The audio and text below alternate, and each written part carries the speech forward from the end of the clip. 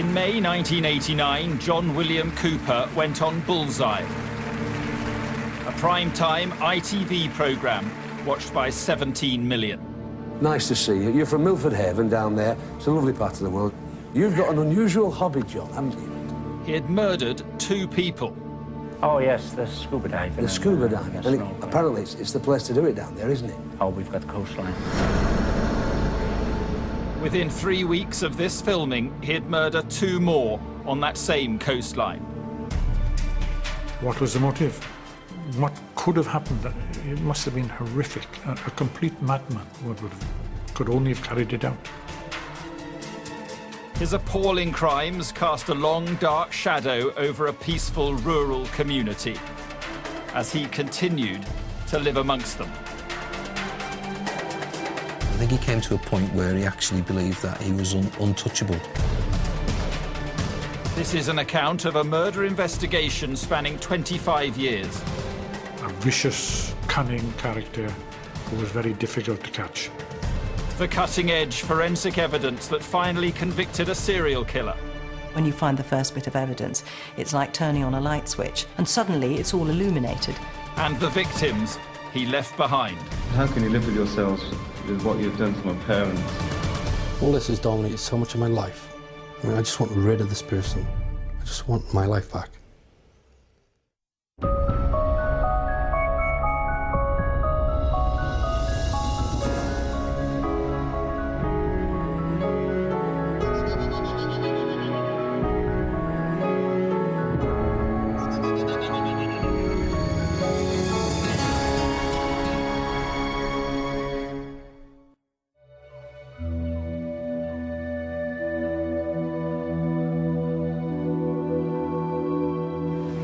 This is the peaceful, rural Pembrokeshire coast, West Wales.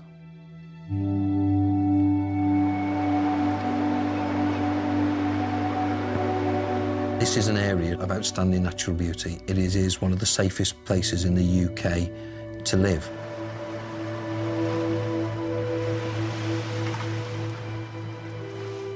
The aptly named Little Haven is a popular holiday destination and the perfect base to explore the coastline.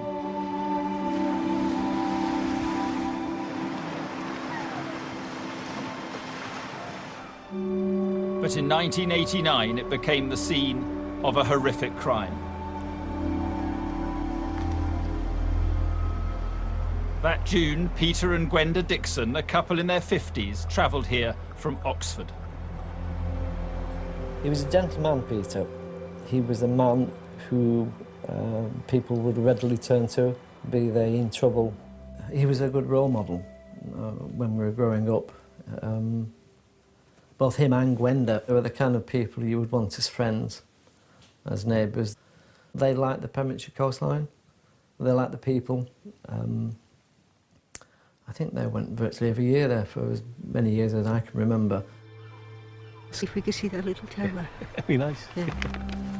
That's when it's money. Yeah. Their campsite bordered the scenic coastal path. You're there. Yeah. And on the last day of their holiday, they went for a walk. The sun was shining and the weather was improving, and they spoke to a couple near to the tent to actually say to them, we are going for a last walk to let the tent dry. Unbeknown to them, it was the last time that they would walk the coastal path.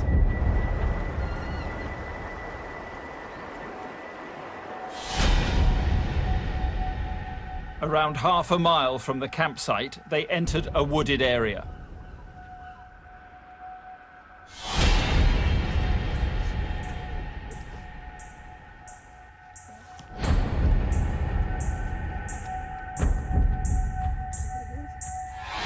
Right, you two, get down on the ground now. No. Get on the floor now. Now. I want your money. Hurry up.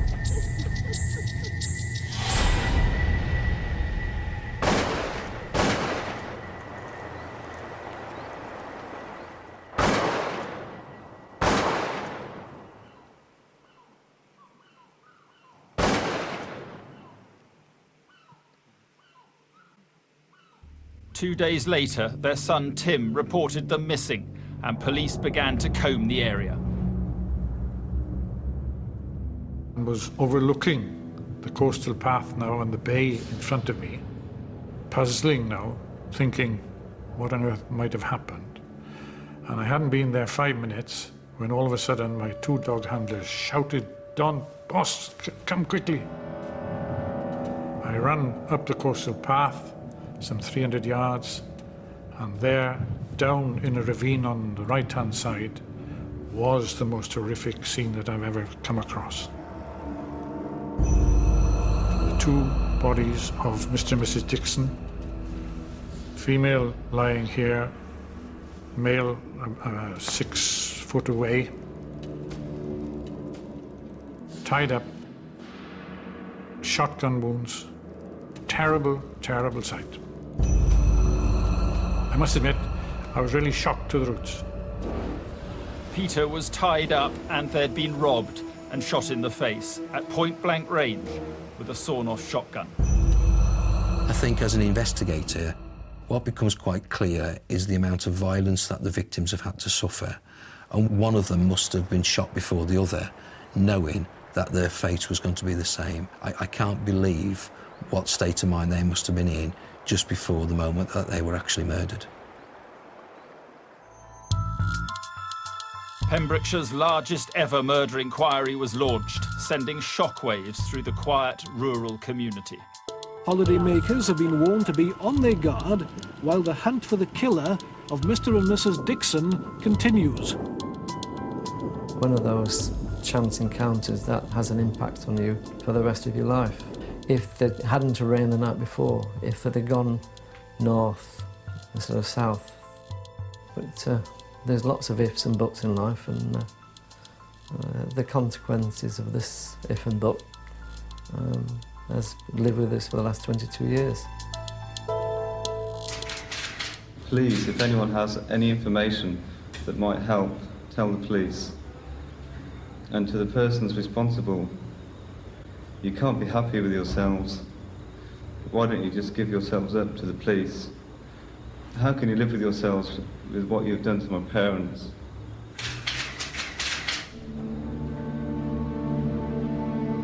The killer had terrified Peter Dixon into giving him his PIN number, and he'd used it to withdraw £300 from cash points in the area. What was the motive? For small amounts of money gained from stealing the credit cards, £300 or £400, it didn't make sense at all. And to be killed in cold blood. He used sufficient violence to have killed him several times over. This wasn't just a robbery for gain, it was an act of a psychopath. Witnesses provided a description of a suspect seen using the cash machine in Pembroke. What we are appealing to the public for in relation to this individual is anyone who has seen him in the West Wales area during the past 3 weeks. Police interviewed 6,000 people but were no closer to catching the killer. One person questioned was a local farm labourer, John William Cooper. Peter Dixon's wedding ring was missing from his body, and it was discovered that John William Cooper had actually sold a ring. He provided an explanation that it was his wedding ring that was supported by his family. So at that stage, there was nothing else to suggest that he was actually a suspect or a person of interest. What police didn't know is that Cooper had a history of violence.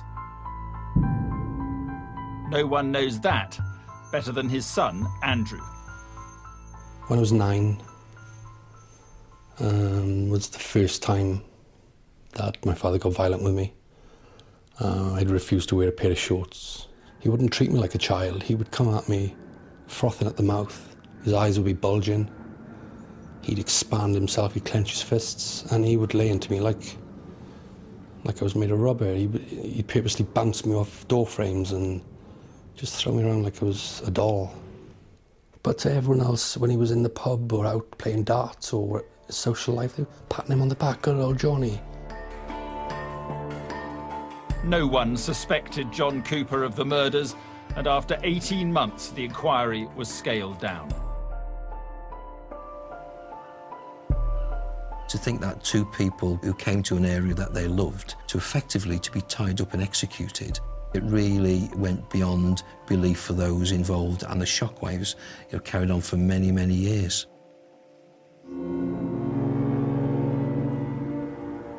One double murder in this countryside community was shocking. But 4 years earlier, less than 10 miles away from Little Haven, there'd been another. In December 1985, police were called to a house fire in Scoveston Park. Well, what you had was a raging fire, howling winds, heavy rain, the worst scenario you could find.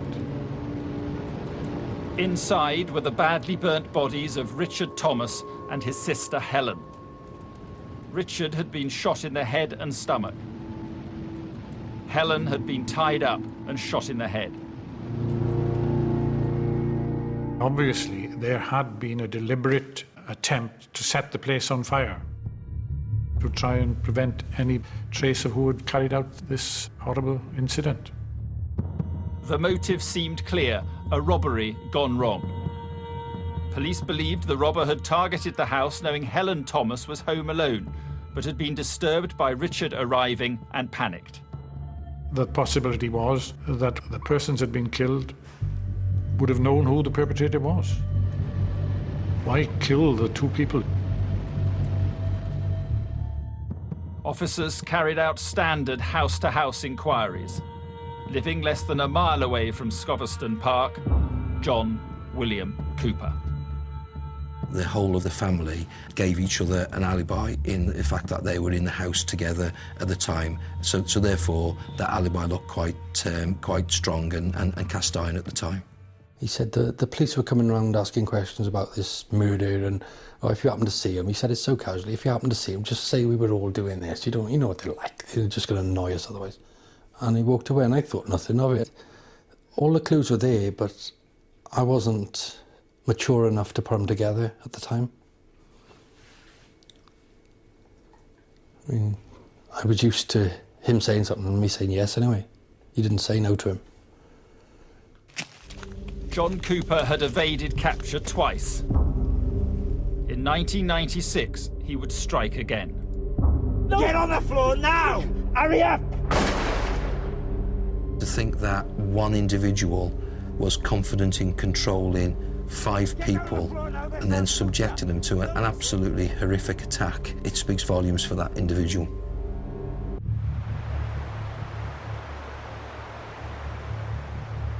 By the 90s, the Welsh county of Pembrokeshire had 4 horrific unsolved murders. In 1985, Helen and Richard Thomas were shot dead in their home and their house set on fire.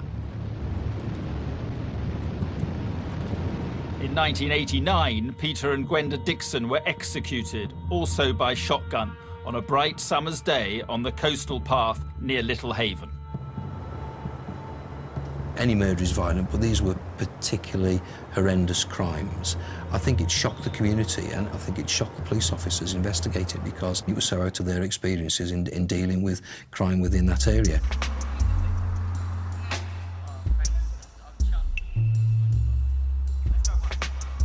In March 1996, another violent crime left its mark on this quiet rural community.